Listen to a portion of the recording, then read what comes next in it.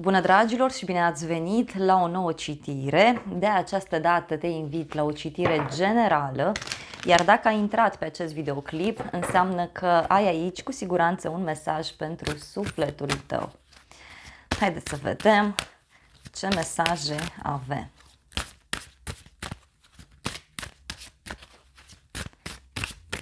Vreau să vedem prima carte. Despre ce este vorba? Wow! Dragilor, pentru unii văd aici că sunteți într-o situație dificilă.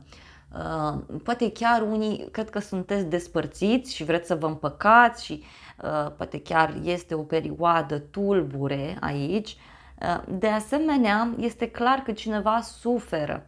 Această carte vorbește despre niște vremuri tulburi, vorbește despre o furtună care se petrece în viața ta sau în viața unei persoane dragi ție. De asemenea, văd un eveniment foarte intens, un eveniment care va avea influență asupra lucrurilor din jurul tău. Poate ești într-o perioadă în care nu știi ce să alegi, ești într-o perioadă în care nu știi exact cum anume să funcționezi, cum anume să mergi într-o anumită direcție. Văd aici un blocaj, da? Un blocaj care se află de mult timp în viața ta, de foarte mult timp. Parcă îți dorești foarte mult să faci curățenie, să ți se clarifice viața în egală măsură. Văd aici o puternică legătură cu poate un bărbat foarte sigur pe el, un bărbat care știe ce vrea, însă este cineva care foarte greu se mișcă, cineva care nu vrea să se mute sau cineva care nu dorește, da, să meargă într-o anumită direcție. În alte cazuri văd o persoană foarte importantă care urmează să te ajute în situația în care tu te afli. Uite, văd pe cineva care are niște intenții bune față de tine, are niște intenții sincere, dulci, asta este foarte bine și văd aici o eventuală petrecere sau o eventuală bucurie pe care o poți avea. Poate e vorba pentru unii de locul de muncă, acolo se petrec tot felul de lucruri, dar repet, urmează să răsară acel curcubeu în viața ta. Urmează aici ca lucrurile să se clarifice. Bun, foarte frumos. Aici mai văd o persoană care are o intuiție foarte mare. Văd o puternică legătură cu zodii de apă, rac, scorpion, pești. Foarte interesant, dar pe de altă parte vezi că în situația în care tu te afli, să spun așa, tu ești ferit pentru că ești cumva la adăpost de această furtună din viața ta, cumva ești într-un loc mai special. De asemenea, văd că ești o persoană extrem de intuitivă, căreia îi place să pătrundă în profunzimea lucrurilor și de aici să știi că tu ești ferit de această situație din jurul tău.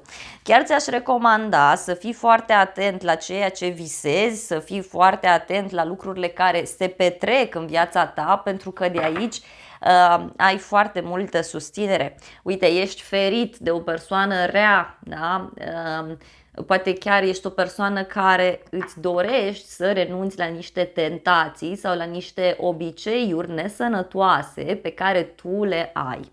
Văd aici o călătorie îndepărtată sau o discuție cu o persoană de la distanță. Vezi că această discuție a provocat tot felul de tensiuni în cadrul unei adunări de oameni. Asta e foarte interesant ce văd aici. Hai să vedem mai departe. Următoarea carte pentru tine. Ce ți se transmite? Sunt foarte curioasă. Wow! Se amplifică acest mesaj, și anume că pe de altă parte, tu deții foarte multe secrete, tu deții un adevăr și este foarte important să te folosești de informațiile pe care le ai, e foarte important să-ți folosești acea intuiție, acea putere interioară.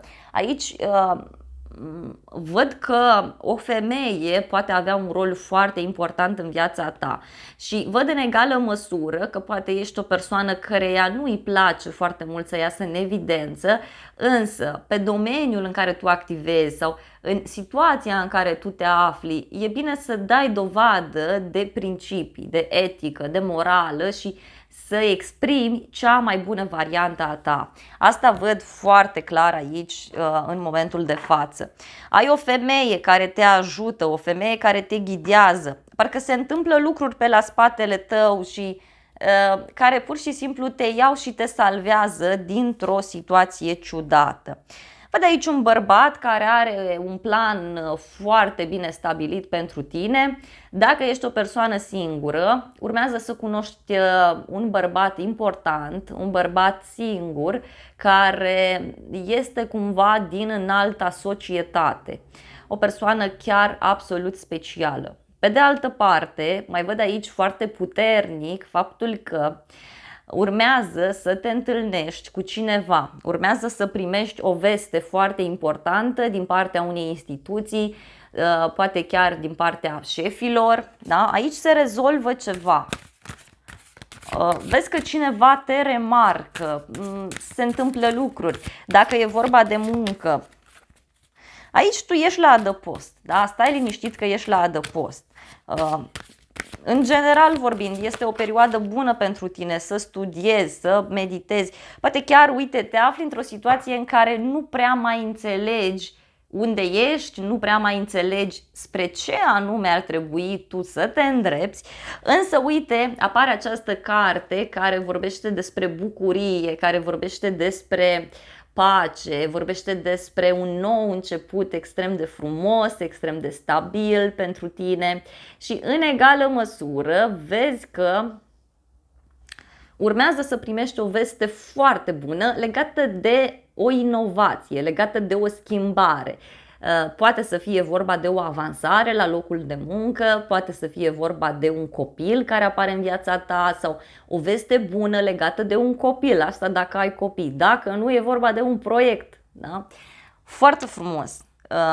Și în momentul în care primești această veste, pur și simplu te vei bucura ca un copil pentru că uite cât noroc îți aduce acest aspect aici. Mai văd o legătură cu zodia Leu sau cu zodia Berbec, da? Foarte puternic, poate și zodia Gemeni până acum.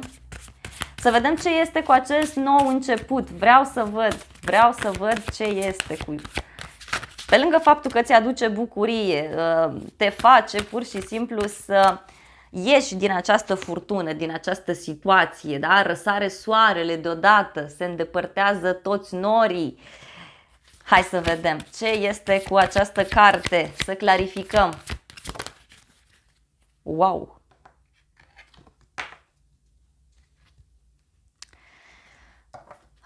Este o noutate legată de o femeie, ca să spun așa. În alte cazuri, văd aici o maturitate foarte mare de care tu trebuie să dai dovadă în această situație. Văd o femeie cu un copil, da? Sau poate să fie vorba de, să spun, un moment în care tu te bagi într-o situație nouă, da? Îți găsești un nou loc de muncă și atunci avansezi foarte rapid, dar dacă tu ai prin preajmă o femeie care nu prea te suportă, ar fi bine să ai o mai mare atenție. Da? Totuși, aici mi-apare clar bucurie, dar mi-apare și faptul că e posibil să ai legătură cu cineva care este puțin invidios sau invidioasă. Da?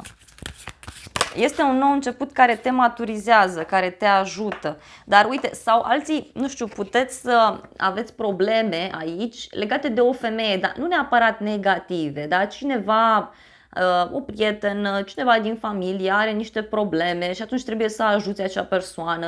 Nu este neapărat că ți este dușman sau că are ceva în legătură cu tine. Pentru unii e posibil, mai ales dacă știți că se poate, atenție la așa ceva. Văd aici, uite, o invitație pe care o primești de la o persoană sinceră, o persoană sigură pe ea. Poate să fie vorba de o călătorie pe care o faci împreună cu persoana iubită sau e vorba de cineva care vine către tine, dar repet, acest aspect o să supere pe cineva.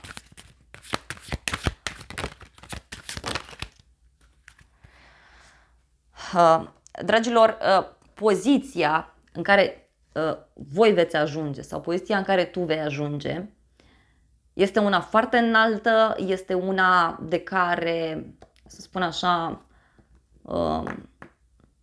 foarte puternică, nu o să ieși ușor din această situație, adică avansezi și acolo rămâi. E ceva foarte puternic aici, dar văd și un final. Parcă tu reușești să aduci pace întregii lumi, reușești să aduci pace oamenilor din jurul tău. O să auzi de un final legat de o ceartă sau un final legat de o familie, ceva legat de un grup de oameni. De ce nu? Posibil și acest lucru, da?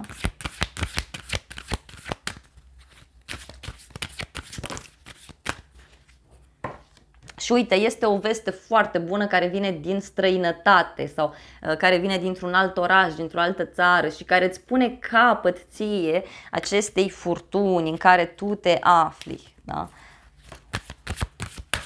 Poate în urma acestei călătorii reușești să-ți clarifici ceva important pentru inima ta.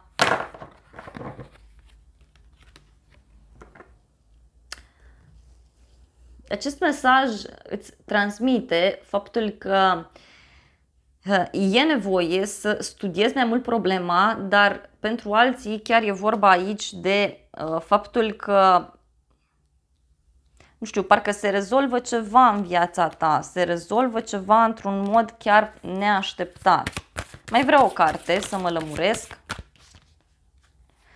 Da, uite, e ceva foarte plăcut pentru sufletul tău. Poate să fie o relație în care lucrurile funcționează bine, văd aici principii de viață foarte bine puse la punct, văd iubire, pasiune și, uite, la un moment dat văd faptul că vei avea foarte multe oportunități legate de dragoste sau cineva, văd aici că va avea de luat o decizie favorabilă pentru tine, repet.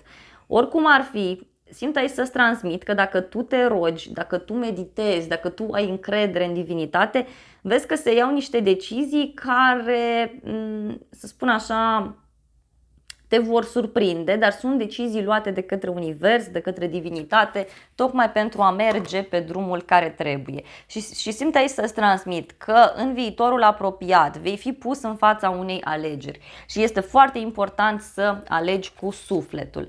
Vreau să vedem și o carte de oracol pentru tine, să vedem care sunt sfaturile pentru tine, ce ți se transmite. O poveste de dragoste ideală, foarte frumos. Gelozie și posesivitate. Deci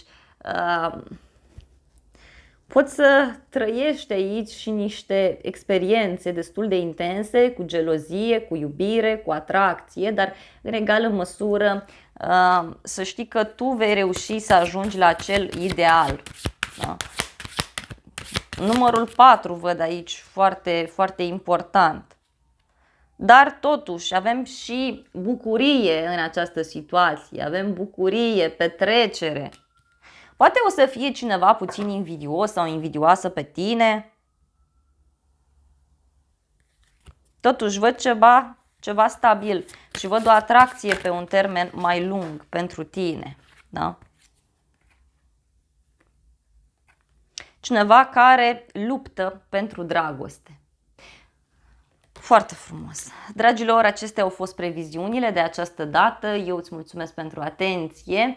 Nu uita să te abonezi canalului, să apeși clopoțelul, apasă și butonul de like, funcții gratuite pentru toți și de asemenea te invit cu drag și la o altă citire dacă vrei să mai vizionezi. Eu îți doresc să ai parte de o zi sau de o seară cât mai frumoasă.